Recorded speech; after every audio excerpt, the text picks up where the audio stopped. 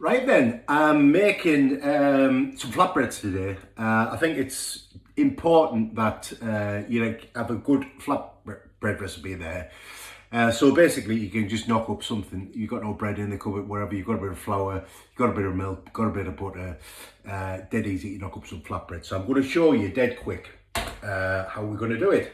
So I've got a pan and I'm going to warm some milk and melt some butter. So basically, I've got 185 grams of milk. Get that straight in there. Get that somewhere in here. Get that right. There we go. 183, 180, perfect. Zero that. I want 50 grams of butter. If it'll zero. If not, I'll have to do my maths. It's zeroed. It's terrible nowadays. You go into the shop and you give them a note. Not like many people use. Sorry, pointing the knife at you there. Not that many people use their money nowadays, but you know, if the till's not working, they haven't got a clue what to give you change wise. Yeah, I don't know. Back in the day, we used to have to know our times tables. We used to know how to mental arithmetic, how to add your numbers up and stuff like that. But anyway, that aside, we're doing flatbreads. You think when we're cooking, you're not whinging. So there we go. Got 40. Do you know what? There we go. 50 grams, right? Let's get that up. I'll put it on a not too high because it's milk in there. It will singe if we're not careful. Right. So a bowl. We want 300 grams of plain flour. So pretty easy. All ingredients we should have in our cupboards or in the fridge, whatever. Not that you keep your flour in the fridge. No, you don't want to do that. Fine, saying that, you know, I have heard of people, do you know what I was saying about pastry? One of the key things is keeping it cold. I have heard of people actually putting the flour in the freezer just so even the flour's cold when they're making it. But you know, it's all these ingenious little things, that you can make a bit of a difference. Like I said, I mean, I'm doing it a little bit precise because I'm waiting for this to boil, but let's give that a little stir while we're in there. Is that coming up? Like I said, I'm a bit of a tactile too at the cook, so I want to know what it's doing. So stick my finger in, not a great thing to do, but to give me an idea what the temperature's doing. It's a bit slow, so I'll up that a touch. Normally quite aggressive this, but must be because it's absolutely stone cold out of the fridge, the milk. Right, into the flour, teaspoon of salt. Dead easy recipe, that's it. That's all the ingredients, all done. Give that a little mix, get rid of my scales, give it a wipe down, get rid of my knife, all sorted there.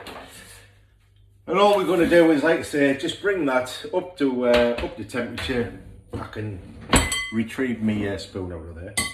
Give it a stir, just make sure that doesn't catch on the bottom. I have had it in the past. I think what it is actually, it's not so much it catches while the milk's in the pan, but when the pan's hot and you empty the milk out, if the pan's still hot on the base, then basically what happens is the milk, just what's left dries on, and that's what causes. But I'm sure that's kind of what happens with it, because before I thought, well, I was burnt in the pan. I was trying to work it out, and I think that's how it's done it. I've tipped it out the milk, and the pan's still being hot, and what's left is just basically burnt. But this is not hot because I've only just melted the butter. So there we go. Butter melts, I don't know, about 30-35 degrees, something like that. So we just get that in there, and we're just going to stir it around. I won't get my hands in yet. No need, just while it's got my little spoon there. I won't go too mad with the spoon because you know what'll happen. I'll end up bending the spoon when it gets too stiff. But there we go, that's that. So we've got some warm milk, we've got some, just get your little bread scraper out there, it just makes it life a little bit easier for you. And all we're going to do is we're just going to need that, just a couple of seconds on the top to form our dough, and that's it basically. We're going to, just try not to hit my head on there, always gets me that, you know. Just a very light knead. Nothing too much, a little bit of flour on top. Don't go too daft with it. All we're doing is basically we're bringing that together. It doesn't take a lot. If it's a little bit too sticky, like I say, with it being warm, I don't like adding too much flour to any recipe that's got, you know, a dough, because essentially what you're doing there is you're just changing the recipe, and that's it. You've just formed a little dough ball. That's it. We're not needing it. We're not developing the gluten. That's it. It's just going to rest now for 30 minutes. So basically, let's just clean that up. There you go. So basically, that's going to go into some cling film into the fridge. 30. We're not even in the fridge. I'll leave it on the top. 30 minutes, I'm going to divide it into balls, roll it out, and I'm going to make some flatbreads, which I'll show you how to do. So, that wasn't hard, was it? Pretty easy. Warm a bit of milk and butter, mix it in a little bit of flour, bit of seasoning in there, jobs are good. So that's it. Flatbread dough, done. Tick. Quicker than going to the shop to buy some. So there we go. Well, we haven't made it yet, have we? But it'll be quicker, honestly. It only takes a couple of minutes to cook as well.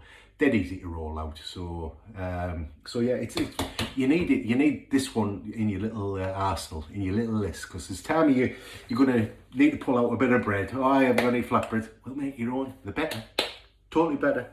So that's it. So bye for now.